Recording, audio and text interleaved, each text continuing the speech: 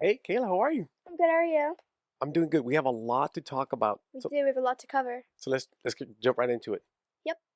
First thing, where'd you go last night? I went to a concert. I went to the Zombies X Descendants Worlds Collide tour. I don't know what that is, but it sounds pretty fun. Where was it? I don't know. Where was it? It's where the Phoenix Suns play basketball. So It was where the Phoenix Suns played basketball. that arena. Who'd you go with? We went with our best friends. So we went with my sister, obviously, Sydney, Sam, Claire, and Kaylee. So there were six of us total. What was the best part about it? Be honest. That's hard because a lot of it was really fun. It was just like the whole experience was really fun. But I think just kind of like being there. Just being there without any adult. Yeah, we were there alone. It was just us six. There's no adult. We got dropped off. Nice. So you notice we're not wearing a lot of clothes. It is hot again in Phoenix. It's been a kind of a mild summer, not very hot, Not too hot, but still hot. but it's still hot. But it's kind of creeping back up this week. So well, I'm happy that you guys had a good time at the concert. It was It a lot looked of really fun. fun. Hmm. Um, just picking you guys up and dropping you guys off. I was excited. Hmm. You know, we live in Phoenix and we never go downtown. Yeah, we really don't go downtown. Have you gone to a basketball game yet, Phoenix Suns? Yeah, we have. Yeah, We went to Grandpa. yeah. Have you gone to a baseball game? Well, you have. You just don't remember. You were little. Okay then. Should we go to a baseball game? Diamondbacks? I'm okay. Have you gone to go see the Arizona Cardinals? The answer is yes. The answer is yes. Oh yeah, we went with Alex. Alex Sims. You don't even know this, but you saw your father referee Arizona Cardinals against Seattle Seahawks. You Yeah, just I did. you were very small. Um, I want to ask you. We are less than a week away from high school. Yup. How do you feel? Come on, give it to me. Give me the raw feelings. I How you, think now that it's like actually coming, I'm kind of like I don't like feel it doesn't like feel like real. It's kind of like weird. It's kind of weird feeling, but I'm really nervous. But I'm a little not really excited, but I'm just more nervous and kind of scared. I think I got more nervous than you when I went to orientation. It was kind of you know, high school. There's a lot there, Mhm. and I'm looking forward to the high school you're going to. Mhm. I think there's a good student body there. You know, those I like the facilities. Mhm. Right now, parking is going to be an issue. There's a lot of construction, so Mhm. that's a concern for us. But what's the biggest concern is you have to get there at what time? Like school starts at 7:20, and then if I end up making the cheer practice is before school. Oh, I did not know that. Oh, you didn't? Well, now you do. Oh, that's real. Okay, all right. So, but next time we record, she will be officially a high school student. She'll be a freshman. We in Arizona we start school in July, which is very early. I don't know the reason why. I've met your principals. I like your schedule. I want to talk about some stuff. We'll come back. We'll circle back to that. Okay. Okay. Okay. Um, where did I go this week? You went to a Chicano film festival. That's right. I went to Chicano Film Festival. I met a lot of cool people. I learned a lot. Um, What'd you learn? so when you get to my age, there's gonna be a lot of things that you're gonna revisit, and you're gonna I kind of always wondered if I could do life over. Maybe one of the things is I think I would have wanted to been a filmmaker out of high school, moved to LA, and so I never got that chance, and so I'm doing it now. I'm writing scripts. I'm just writing scripts. Um, Now, when we talk about making movies, it's really storytelling, Mhm. right? We're telling stories right now. We tell stories through our reels. We tell stories. There's a lot of ways to tell stories. So when I went to this film festival, I didn't know what to expect, and I follow a lot of these producers, directors, actors, and I got to meet them all in person, and it was really. I mean, they're all talented. It's really exciting. The first day I was there, I was a little overwhelmed, and I called your mom and said, "Hey, I don't ever want to be in this industry. Like it's not for me. Mhm. Like I like writing, and here you go, right? Mhm. That Yeah. type of keep my distance, create the ideas, write the ideas. You guys do whatever you want to do with them. Ideation, which is idea creation, it's the most important part of the process. Coming up, like if you watch." movies, I feel like they're out of ideas, Mhm. right? That's how why I got into writing scripts because, so I identify on my Instagram as a Chicano script writer because um, I want to put that pressure on myself to tell stories through the eyes of a Chicano, right? They're not stories about Chicanos; they're just stories through the eyes of a Chicano, right? Mhm. And I want to see those kind of movies, right? Yeah. And so, but I met a lot of cool people. So when you go to a film festival, you watch what we call shorts, a lot of short movies. Uh-huh. Yeah, you told us. You showed us one too. I showed y'all one, Takanuka. I I love liked it. that It was one. really interesting. And I met the director, the actor, all of that. It was really, really good. And the second day, I called your mom and I said, what did I say? I don't know. I want to make a movie. And so driving home from California, all I could think about was I want to make my own first short film. I want to do it myself, uh, produce it, whatever it takes to make it happen. Came home that Sunday. I wrote a short film. Mm, You haven't read it yet? haven't read it yet. Okay, I wrote a short film. It's powerful. What did I ask you to do? Direct your movie? Yep, I asked her to direct my movie. Um, I trust her more than I trust a lot of people. She's got an eye for things that most people don't have. When you're young, you're not as I've gotten older, we're very opinionated, we're very shut down in certain areas. You still see the world in a way that I want portrayed on a film. Mhm. That's why I asked you. So hopefully that will happen. Um, so you've seen me all week long. Mhm. I've been writing. So I wrote a script and I submitted it to competition. I ended up not making the semis. I made the quarterfinals. I want to. I've been rewriting it. Next time I'm going to win it. Okay. Boom, boom, boom. But one thing I went to a lot of seminars, workshops when I was there, and one of them was called "What is your brand?" And this is a very important topic Mhm. as you go to high school. Mhm. And so I never really thought about like that I have a brand or you have a brand or Uh-huh. anything like that. But the reality, every actor, every singer, everybody, every company, they have a brand. Nike's got a brand, Mhm. Apple's got a brand, Tesla, they all have a brand. Do you know your brand? No. You This probably see this yourself as this podcast? yeah, but you probably identify more of a Christian. Uh, Oh yeah. you're very positive, you're very loving, very caring. That's your brand. But so I started thinking about, who I am and what's my brand. And let me tell you a story. Okay. Tell me a So story. when I came out of college, I ended up getting a job as a software engineer, software developer for this company that we would make software for the military. Eventually, I needed to get a top secret clearance. You know what top secret clearance is? I don't. Pretty much, I know all the secrets of the government, Mm, right? And so, to have access, we call it the vault, to have access to the vault. So basically, I had to simulate certain things, and I had to know the physics behind it, and I had to go to the vault to get all the data. So I needed a top secret clearance. So it's a process. It's a long process, and you fill out an application. Okay, so they call me in. The government calls me in, and they have me in this room, and they're like, "We want to warn you that lying on a federal application, you can go to prison." mhm. And okay, right? Like, why are you telling me that?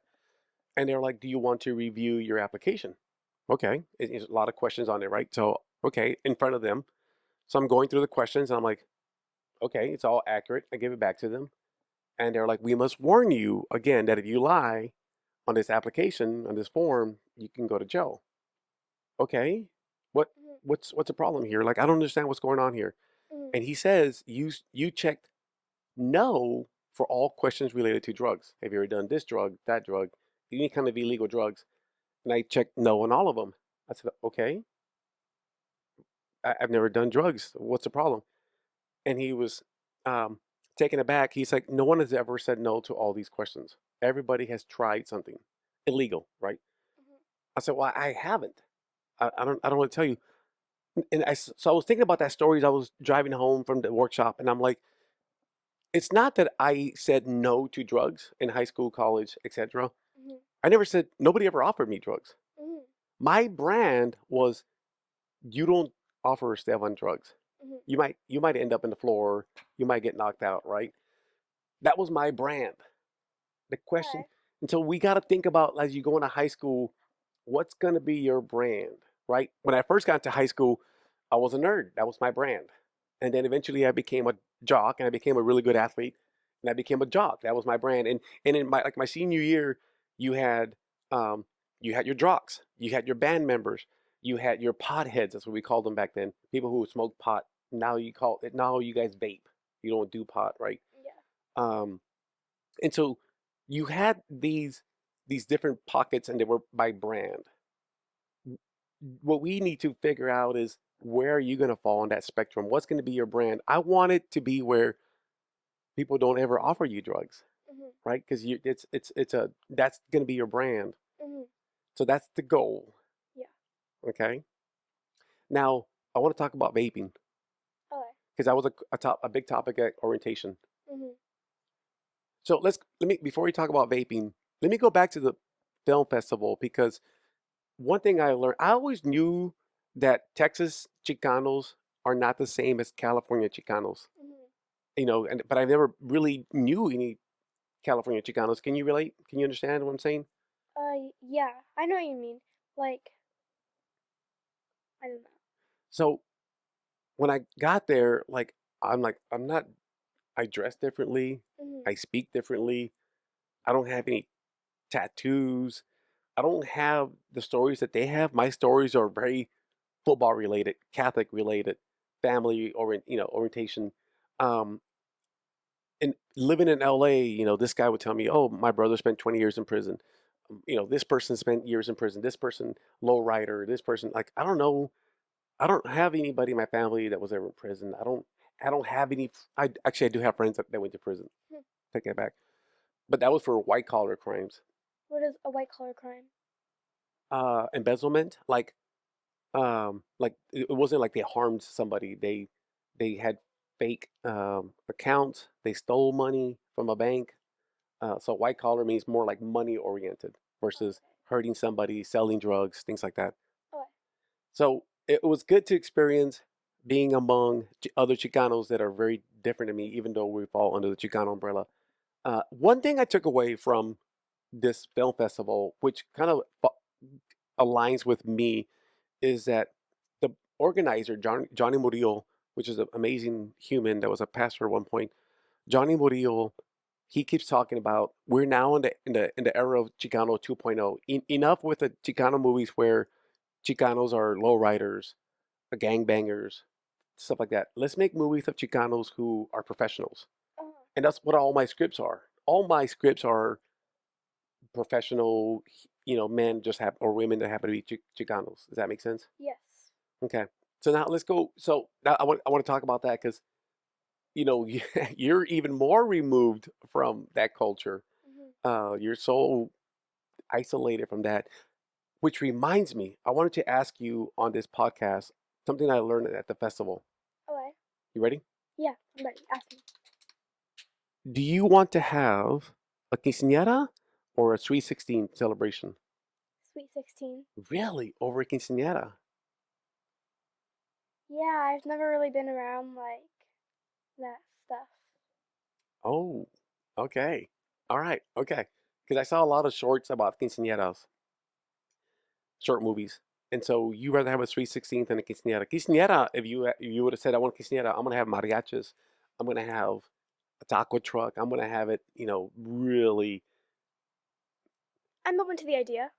I want you to think about it. Now you can tell people next time what you've Google quinceañeras and how you envision it. Okay. I loved it, you guys. um, I also want to make a commitment to our audience that next year I will submit a short film to the Chicano Film Festival. That's a lot of weight, a lot of pressure on me to produce, but when you put it out there, you can't. I don't ever want to be the person who doesn't deliver. Uh-huh. So So we promise you guys it's gonna happen. it's gonna happen. I already have the script. Now I just need the director. We actually, believe it or not, we actually have all the equipment to film a short film. The camera that we use it's called a Black Magic camera. It can make cinematic You movies. said a lot about this black magic camera. It cost me a lot of money. Um, okay, back to vaping. Okay, back to the vaping. What are your thoughts? Have you tried it? I've never tried vaping. Okay. And What I don't even know what vaping is, but your principal talked a lot about it. What is I've seen cousin Sam's vape, and I've seen Yeah, all your cousins vape. Yeah, you're yeah. right. I don't think it's good. Even though it's supposed to be, we had to talk about it in PE. It got like a whole thing. Even though it was like what it was originally designed to be like a better version of like smoking cigarettes. I still don't think it's good because it also still smells bad. Okay, good. Uh, for the record, your family, they're very hippie. So, um, on your mom's side. So yes, they do vape and Will yeah. you? Yeah, it don't smell good. So, okay, I know the answer to this. I know you're gonna want to say no, but have you tasted a beer? Yeah, When did you taste a beer? that's a beer mile. Let's go. I don't think that's something we should talk about. Uh, your mom said no. Yeah, What did your dad say? yeah. There's a reason for that. I mean, it was very little. You just tasted it. We do a beer mile every year at the lake. Not the kids, but the adults. And the kids drink soda, whatever. Hmm. Let me tell you why. Is it because you wanted us to try it under your supervision Correct. instead of trying it like behind your back? Correct. Curiosity killed the cat, right? So Hmm. when I was around your age, my aunt put me and a lot of my cousins in a room, a single room, and she gave us a beer for all of us to drink. It was called Tecate. It's one of the nastiest beers ever. And so at your age, we can't leave the room until we finish the beer. It took us hours. So at that point in high school, I beer was like, oh no, I'm good. I don't need to Hmm. drink beer. I Hmm. had already got out of my system. And so that's why when you said, hey, dad, I'm like, okay, under my supervision. Did you learn anything from Um, it's not that good. It's not like there's no it's not fun to drink. It's just kind of like, what do you know? Remember the brand? I don't know. You just kind of put it in a cup. Oh, don't blame me. Actually, I did. You're right, but it was very little. Everybody. It's like half. It's like half. Say it again. It's like half the thing. So let's talk about. I don't know what's going on with people your age. So you're not gonna vape. Hmm. Thank you. You've already tasted beer. It's out of your system. Thank you. What about drugs? What do you know about drugs? I don't know much about drugs. Do you know anybody in your school? No, I barely even know people who vape. Okay. And when I was in high school, you had the what's called potheads. That's all we had back then. Uh, but they hung out, and, they dress a certain way. Hmm. I didn't know really any potheads. If somebody you know is offering drugs, how are you gonna handle that? Definitely. Well, like walk away and just not interact with that person because that's just like they're gonna offer you that, then you can't trust them. Yeah. So I've never been offered drugs, but there's been other situations where I'm like, you really think I would? You think I'm that? I would do that? Like Yeah, that's kind of weird. Like I'm it's not. kind of like an insult. It's like an insult, right? Like you're offering me what? Like, you know. Um. Okay. What questions do you have for me?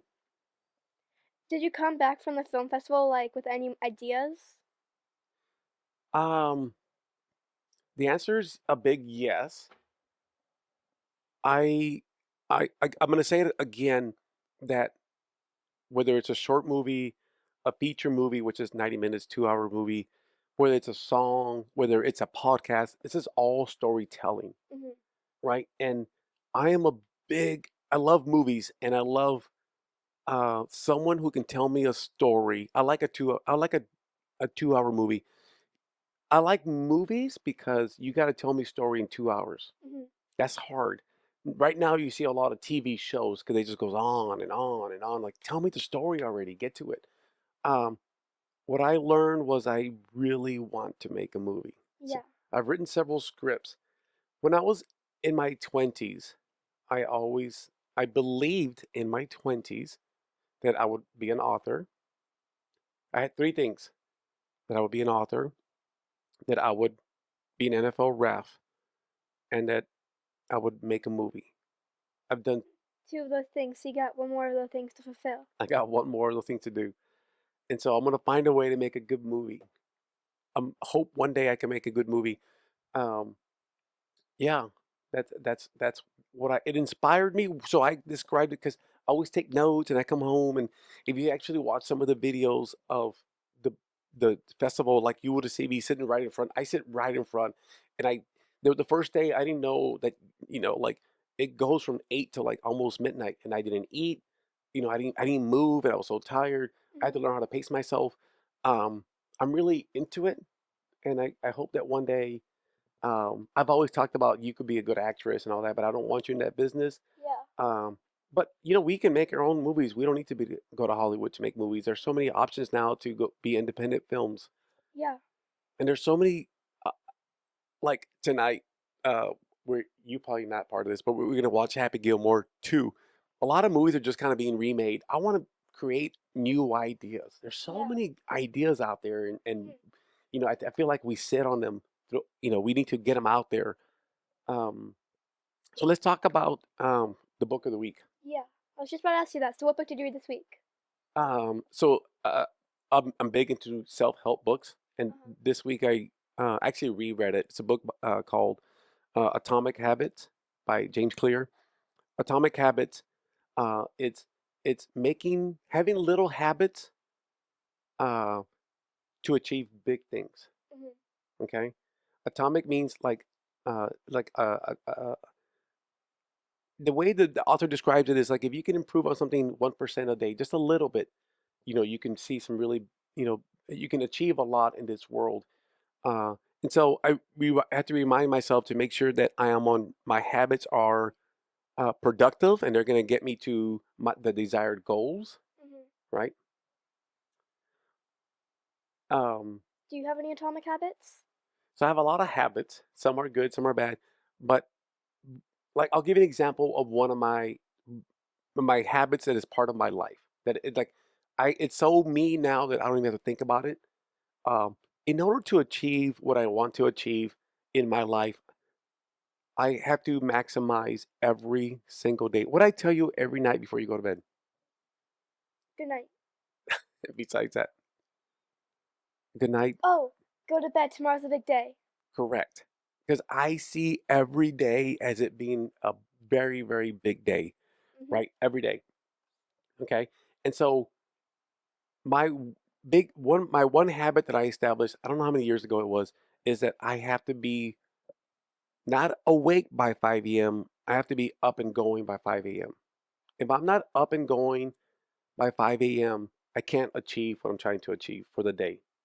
Does that Mhm. make sense? Yeah. So I'll tell you why that was my one of my most important habits that I had to work on was um, when I ran track in high school and I was gifted with running fast, right? Mhm. And in high school, I could get away with in the 400 meters, which is one lap around the track. Uh-huh. I used to get away with like I would have a slow start and I would at the end pass people, and it made me feel really good. And then I get to college and I'm on scholarship, and the first track meet that we have outdoors, I get into blocks, 400 meters, which is one lap around, and I take off, but I don't take off full speed. And there's a guy who's like ahead of me, and I'm like, I'm gonna catch him. I'm gonna catch him, right? He's gonna get tired, and I'm gonna get faster. Well, he never got tired, and I never got faster, and he beat me by a lot. And I remember my track coach running across the field, yelling in my face, like, "We run full speed the whole race." And then afterwards, he pulled me aside and he told me something. He goes, "In a 400-meter race, whether you go fast or you go slow in the first 55 meters of the race, it's the same result. Like you don't waste more energy by going fast in the first 55 meters of a race." What he was trying to tell me is take off as fast as you can. Whether you go super fast or average, you consume the same amount of energy. Okay. And so when I would run the 400 meters, I would take off really fast in the first 55 meters. And then I would set, I would stride my legs where I was like, momentum would take me and I would have a good race. And so I wake up now going 100 miles per hour. That's one habit that I have. No matter where I am, we could be in Michigan in Mhm. a whole different time zone. 5 a.m. comes around and I just wake up. Mhm. It's the weirdest thing. So that's one habit that I do that if I don't have that habit, it's not going to work for me. The days not work for me. Now we talked last time about your grades. Uh-huh. If you don't have the right habit, you're Thing. not going to get good grades. Uh-huh. So we got to establish some kind of routine. Uh-huh. Maybe when you get out of school, we start doing homework, something, but it's got to be routine, where it's a habit. I'm home from Uh-huh. school, I eat some food, I take a shower, whatever, homework. Uh-huh. Okay, so we don't focus on the good grades, we focus on the system in place, the habits that we have. Does that make sense? Makes sense. Okay, let's wrap it up. Mhm. Um, what's going to happen this week? I'm starting high school. You're going to become a high school student. Okay, I wish you the best of luck. I love you so much. I'm so proud of you. We're going to get good grades by establishing good habits. Okay. I love you. Thank you for hanging out Love with you me. too. Have a good one. Take care, babe.